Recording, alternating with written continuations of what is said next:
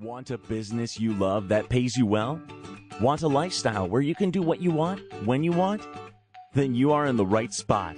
It's time to overcome online overwhelm with OnlineMasterPlanSeries.com.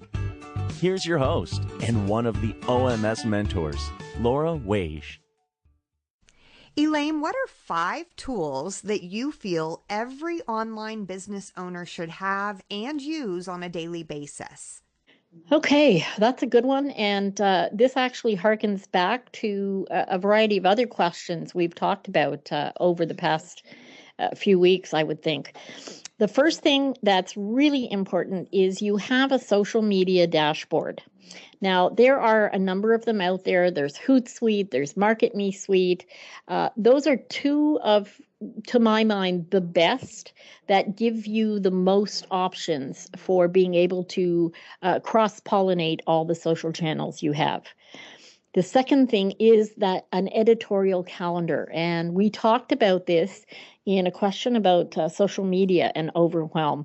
I think an editorial calendar is absolutely key because, quite frankly, if you go to the grocery store, okay, you know that every grocery store has a calendar that they go through monthly to have their sales. They have their sales on, baked goods. They have their sales on dairy. They're usually around about the same time every month. Well, think of it as kind of the same thing online. Your editorial calendar can have the same kind of topics on a monthly basis. So maybe in week 2, you are dealing with, say, inspirational stories and great quotes, and that happens week 3 every month. It's a great thing to do, not just for the editorial calendar, but it's a really great thing because your clients come to expect that. And people that are really interested, that's what they will look for, and they'll always look for it at the same time. Number 3 is a task list. And I use something called Simpleology. There's Wunderlist, there's Evernote, there's lots and lots of them out there. But in order to make sure that you're being most productive and most effective in a day, having a task list that you start the day with gives you a better chance of staying focused and staying on task, if you will. The next thing would be notepad or app, or even a notepad and pen.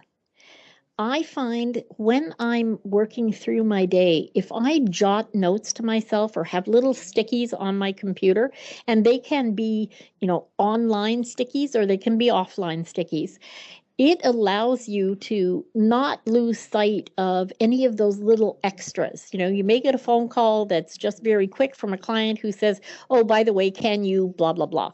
And if you just make yourself a quick little note, you can then feed that into your task list and make sure that you're not, nothing's falling through the cracks. And the last thing, and this is something we definitely talked about before, is a meditation. Every day I meditate. First thing in the morning, last thing at night, depending on the day, depending on whether, in my case, I do speaking engagements and I do a lot of trainings. I tend to do a quickie meditation before I go to a speaking engagement just to ground myself, because that's what keeps me on track on a daily basis. Such fabulous advice. So once more for our listeners, can you please just recap all 5 in a row? A social media dashboard, an editorial calendar, a task list, a jot note or stickies for yourself on or offline, and meditation. That's it for this episode. Don't let your next promising idea stop dead in its tracks because your overwhelm gets in the way. You need our free tips. Head on over to overcomeonlineoverwhelm.com now.